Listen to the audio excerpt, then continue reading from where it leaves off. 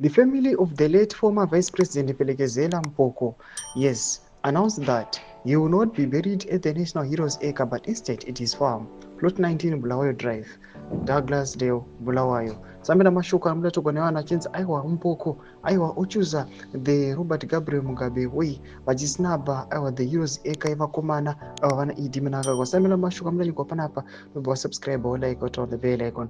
Tipina panapa, mzimbe mdanyira the decision aligns with Mpoko's wishes and reflects his family's commitment to honoring his personal and familial preferences. His decision to forego burial at the National Heroes Acre resonates with the burial controversy surrounding the late former President Robert Mugabe, who also refused to be buried at the National Shrine after being frustrated by Mnangagwa, who toppled him in a coup. Mugabe, Zimbabwe's founding leader, was similarly buried at his rural home in Kutama, Zvimba, after rejecting burial at the National Heroes Acre. This decision was seen as a symbolic act of defiance against the political establishment led by his successor, Mnangagwa.